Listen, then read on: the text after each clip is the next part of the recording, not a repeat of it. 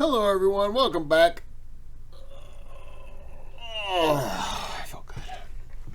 So, this is part 2 of the Qur'an and the secrets of Egypt. Okay, sorry, I had to get a little blanket. I got a little chilly. It's May 2nd and I'm chilly. Still cold. So, let's go.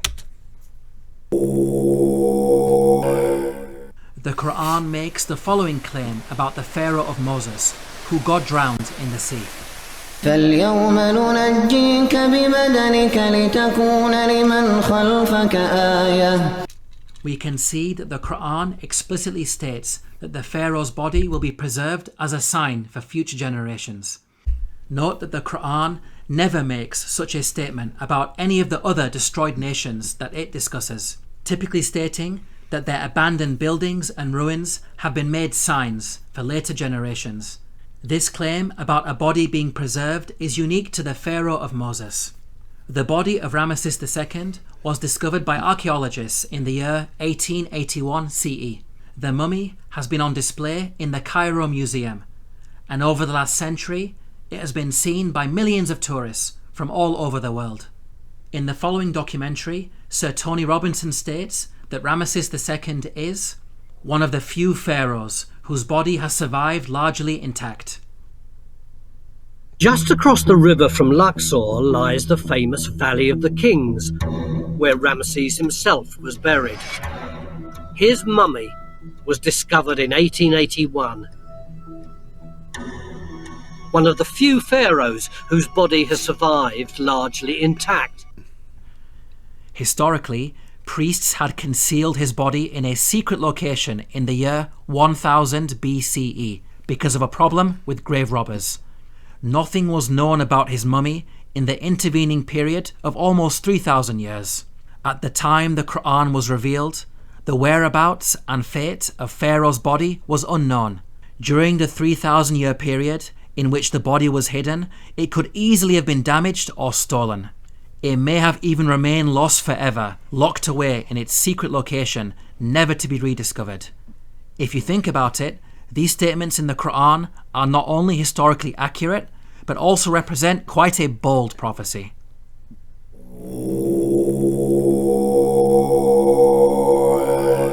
The Bible informs us about a series of plagues that God brought upon Egypt. The book of Exodus informs us that the first 6 of these plagues are as follows. First, the Nile was turned into blood. Second, masses of frogs. Third, swarms of mosquitoes. Fourth, swarms of flies. Fifth, the death of livestock. Sixth, boils on people and animals. Now at first glance, this series of plagues in the biblical narrative may seem random and unrelated. However, the Qur'an sheds light on these events. The Qur'an states the following about the divine punishments against Egypt. فأرسلنا عليهم الطوفان والجراد والقمل والضفادع والدم آيات مفصلات فاستكبروا. Notice the first punishment mentioned by the Qur'an, a flood. This is an important detail that is not found in the Bible. This punishment of a flood actually explains the 6 seemingly random and unrelated plagues in the biblical narrative.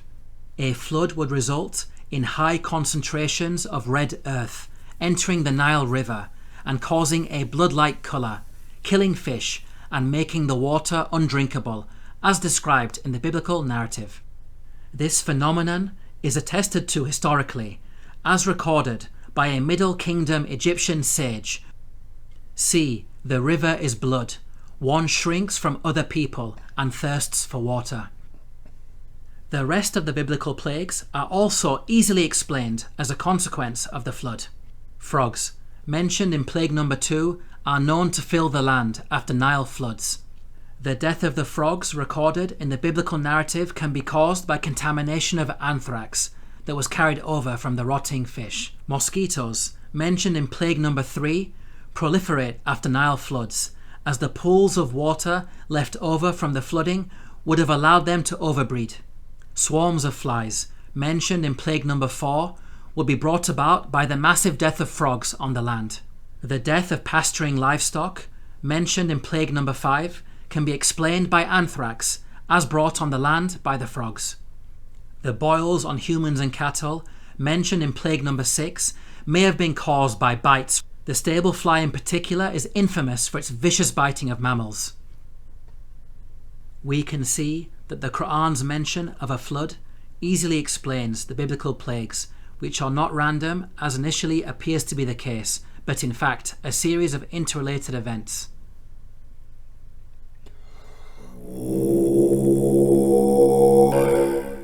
The Qur'an mentions the following incident about Joseph while he was in Egypt. وشروه بثمن بخس دراهم معدودة وكانوا فيه من الزاهدين. Here the Qur'an states that Joseph was sold for a paltry price.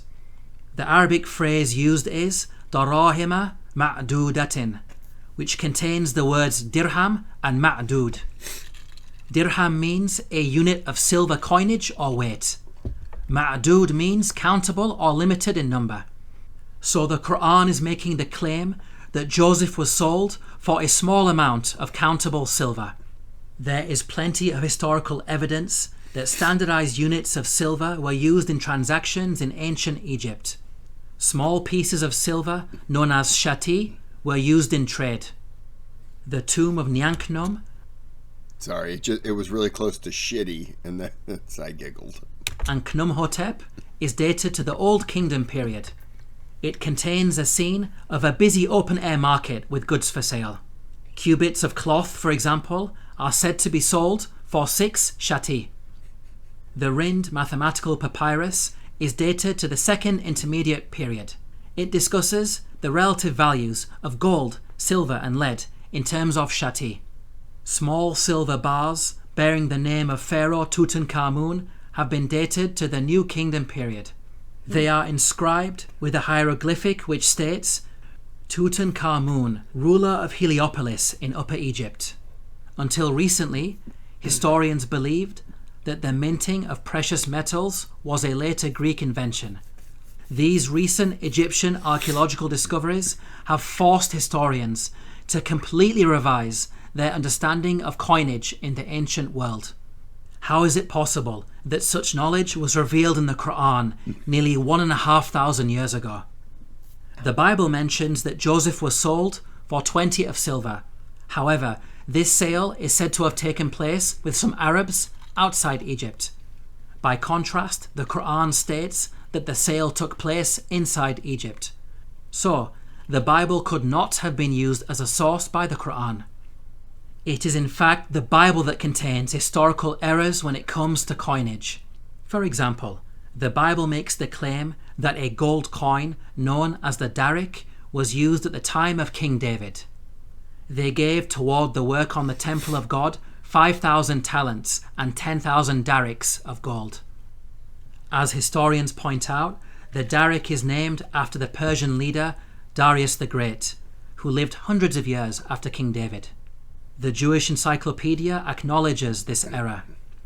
A notable instance of anachronism occurs in 1 Chronicles 29:7. Gold darics, coins which were not struck before the time of King Darius I, i.e. more than 400 years after David.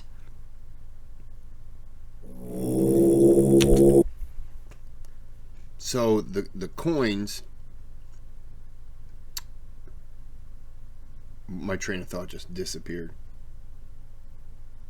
They're saying that it's always been thought that Greeks invented coins, and the pharaohs, well, the Egyptians, they were using coins way before the thought that the process had been, not the process, basically they'd been using them since before the Greeks invented them.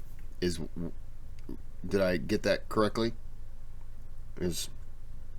And this is that the Quran points that out, and so now they've had to change it. Did every pharaoh have coins minted after them? Oh, were all the coins the same, or was it just a piece of silver? Boom. Because, I mean, I'm pretty sure they don't do them the same way. In terms of, did they go by size, shape? Was it a certain amount of weight? And then it was it's like a dough ball. You got to do your best to flatten it out with the heat and everything, and they're not all going to be identical. Interesting.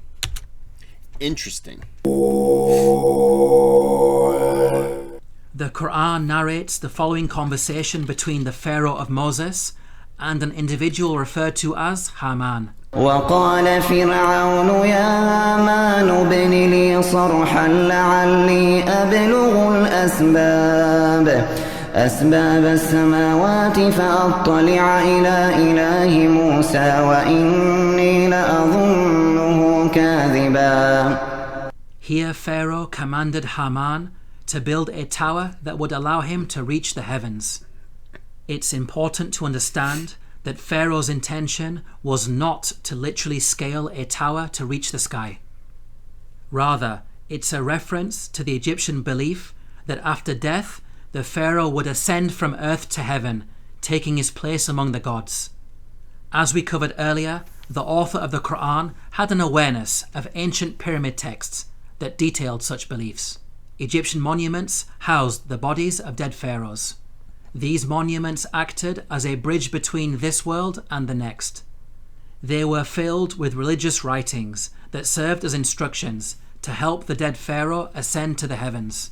Hence, the person in charge of constructing such a monument for Pharaoh would not only need to be skilled in architecture, but also highly knowledgeable in religion, a builder-priest of sorts.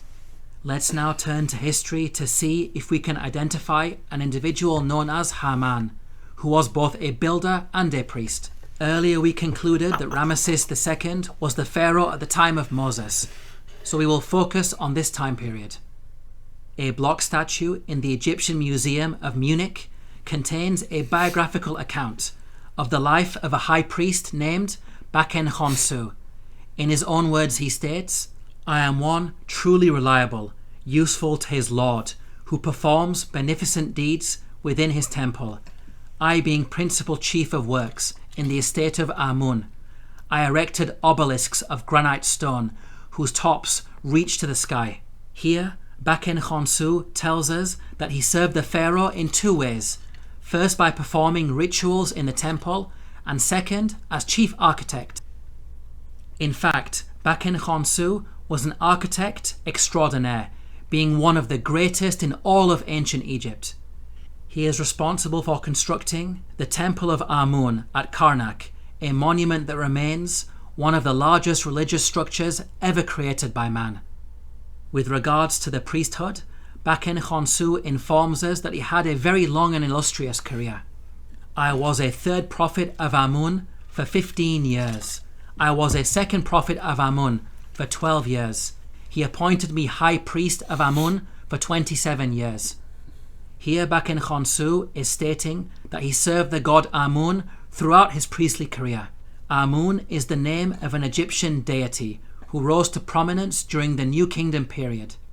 By the time Baken Khonsu died, he had been a priest for many decades, having served Ramesses II as high priest throughout his reign. Both Ramesses II and Baken Khonsu were contemporaries who died around the same time. What about the Qur'an's mention of Haman? How does it relate to Baken Khonsu? Baken Khonsu referred to himself by the title High Priest of Amun. The actual phrase in the hieroglyphics is Ham, Nata, Tapi, Amana.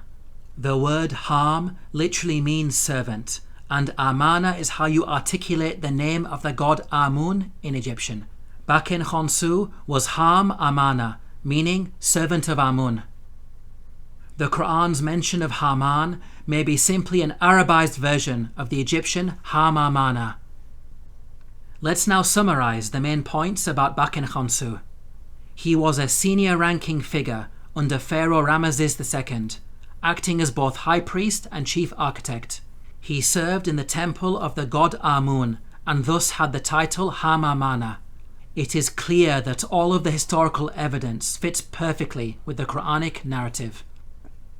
Now, it's important to point out that the Bible also mentions a Haman, but the resemblance is only in name.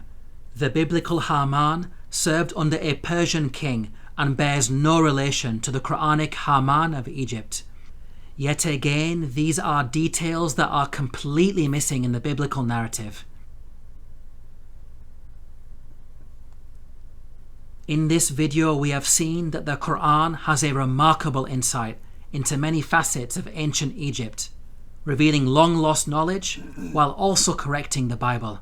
Claims that the author of the Qur'an copied from the Bible are clearly rubbished in light of such facts. The Qur'an boldly declares its origins. تنزيل الكتاب لا ريب فيه من رب العالمين. To learn more about the miracles of the Qur'an, please... So,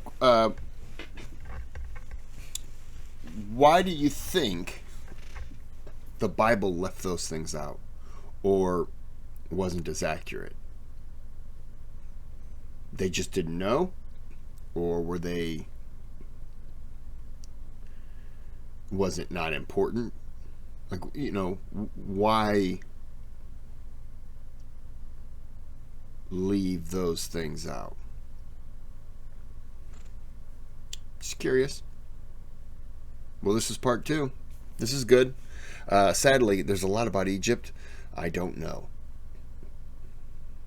As I said in video 1, it's clearly an island in the Atlantic Ocean. But I apparently was wrong. I was thinking of a different Egypt. Clearly, So, I'm going to end this here. Like and subscribe. Request. Is that what I want? Give me videos. What? I don't know what I'm trying to say. You know what I'm trying to say. I just can't say it.